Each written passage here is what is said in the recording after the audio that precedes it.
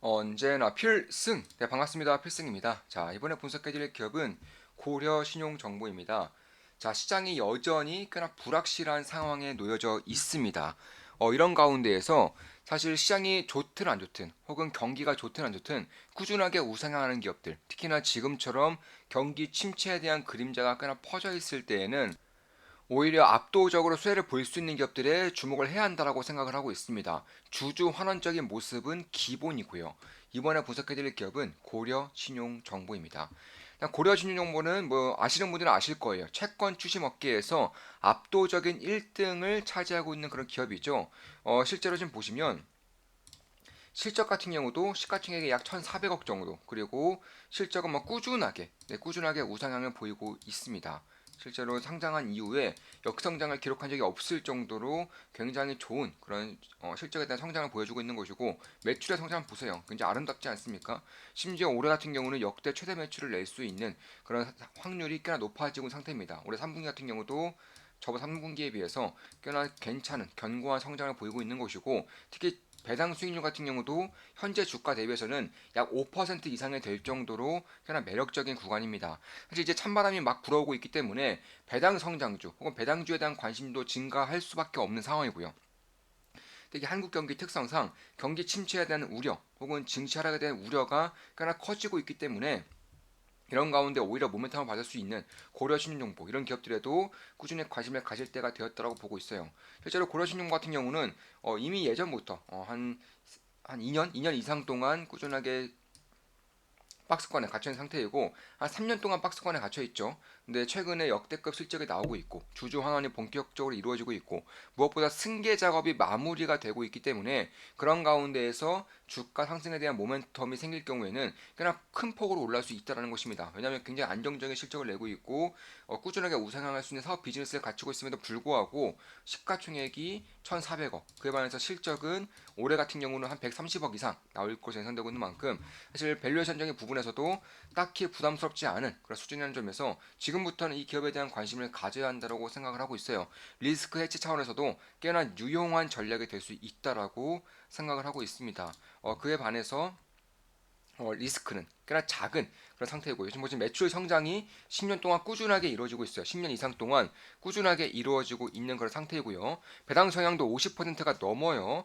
따라서 이 성장률과 배당 성향, 주주 환원책 이런 것들을 볼 때, 그리고 현재 최근 들어서 나타나고 있는 그런 경기 침체에 대한 우려라던가 아니면 증시 하락에 대한 그런 우려 혹은 전환 이런 것들을 봤을 때에도 이 기업의 모멘텀을 받을 수 있는 시기가 점진적으로 다가오고 있다고 느끼고 있는 것입니다. 보시면 사업 같은 경우도 뭐 아시는 분들은 아시겠지만 우리나라에서 대표적인 채권 추진 기업이죠. 그뿐만이 아니라 신용조사라던가 혹은 이제 전략적인 그런 채권 추심 이런 것들도 하고 있고, 대출까지도 넘보고 있고 부동산 임대업도 하고 있기 때문에 대부분의 매출은 여기서 채권 추심에서 나오고, 두 번째가 신용조사에서 나옵니다.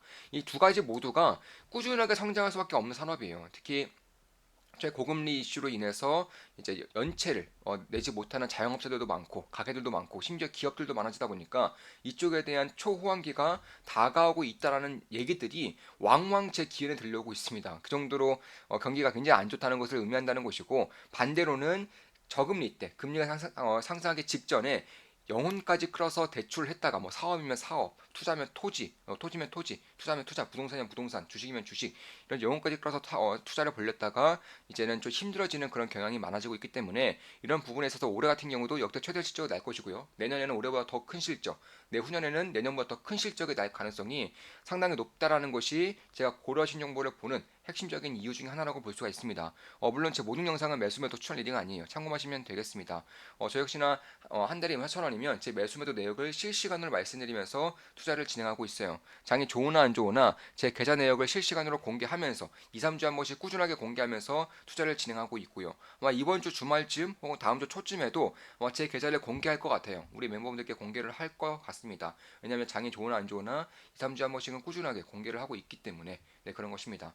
민사채권, 상사채권, 금융채권, 전략채권 전부 다 하고 있다고 보시면 돼요. 그러니까 뭐 회사 간의 채권 다툼 혹은 개인 간의 채권 다툼 아니면은 뭐 휴대폰 요금, 보험금, 인터넷 요금 이런 식으로 이제 캐주얼한 것까지 전부 다 타겟 삼아서 채권 추심을 하고 있다. 그러니까 못 갚은 돈을 대신 합법적으로 받아주는 그런 업을 하고 있다. 이렇게 보시면 되겠고, 이제 고려신용정보처럼 이렇게 채권 출시만 따로 하는 기업은 대한민국에 거의 없어요. 거의 없다고 해도 무방할 정도입니다. 보통은 이 은행 내에서 혹은 금융지주사 내에서 채권 출심을 따로 사업부를 두고 하는 경우가 대부분이고, 이런 식으로 고려신용정보 딱 하나가 채권 출시만 딱딱딱 하는 경우는 거의 없다고 봐도 무방합니다. 이에 따라서 점유율이 거의 뭐 압도적인 1등급이라는 것이고, 왜냐면 다른 기업 입장에서 예를 들어서 뭐 하나은행이 뭐 고객들이 이제 연체를 했어요. 돈을 못 갚는 상황이 됐습니다. 그럼 채권 출시해야 되는데 국민은행 아래에 있는 채권 출시 업체를 부르기 좀 그렇잖아요. 그런 본인들의 그런 내부적인 그런 자료라던가 혹은 거래 내역 이런 것들 다 줘야 되는데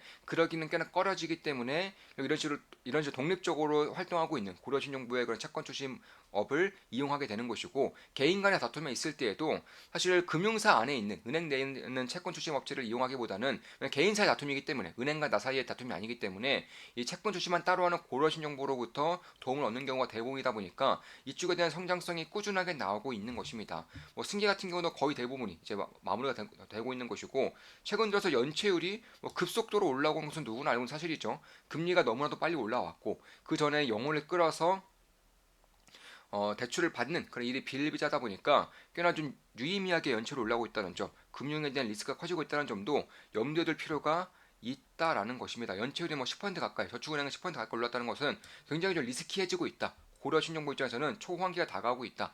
이렇게 봐도 무방할 정도입니다.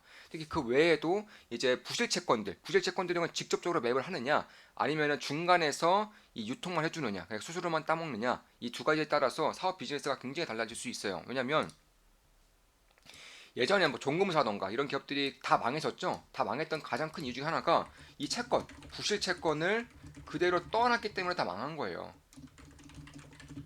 근데 왜냐하면 부실 채권 같은 경우도 사실 합법적으로 돈을 받아낼 수 있으면 최고이겠지만 받아내지 못하는 경우도 많다라는 거예요. 그래서 부실 채권을 본인들이 떠안기보다는 그냥 안정적으로 이 중간 역할로 해서 그냥 직접 매입을 하지 않고 중간에서 합법적으로 돈을 받아주는 역할로만, 그러니까 유통적인 역할로만 하기 때문에 사실상 이 부실 채권이 아무리 늘어날지언정, 그리고 부실 채권이 이제 갚지 못하는 그런 일이 발생할지언정 고려신용부는 거의 리스크가 없다라는 점에서 이에 따른 안정적인 성장이 지금까지도 꾸준하게 이어져 오고 있는 비결 중 하나입니다. 그러니까 부실 채권을 직접 매입하진 않아요. 이에 따라서 굉장히 안정적인 수익을 얻어내고 있는 것입니다. 따라서 경기 침체기, 현재 경기 침체기죠. 저는 내년쯤에 금리가 인하될 것이고 양적 긴축을 꾸준하게 하고 있는 와중에 양적 완화도 우리나라 같은 경우 할 것이라고 예상하고 있기 때문에, 왜냐하면 일본도 하고 있고요, 중국은 말할 것도 없죠, 미국도 하고 있고 유럽도 돈을 풀기 시작했기 때문에 한국 같은 경우도 이제 뭐 부채 문제를 이유로, 부동산을 이유로 더 이상은 긴축하기가 꽤나 어려워진 상태로 봉착하고 있기 때문에 그렇습니다. 경기 침체가 그만큼 심하다는 것이고, 특히나 금리 인하 같은 경우도 굉장히 늦어졌죠. 다른 국가들에 비해서 거의 3개월 이상은 늦어졌기 때문에 아마 내년쯤에는 본격적인 양적 완화라던가 혹은 돈풀기 정책이 나올 것이라고 예상하고 있기 때문에, 그에 따라서 경기 회복기로 갈 때, 침체에서 부실 채권이 압도적으로 많아지죠. 이제 회복기로 갈 때 이제 채권을 상환하는 경우가 꽤나 많아지기 때문에 이럴 때 이제 안정적으로 매출의 폭발적인 성장이 발생한다는 것입니다.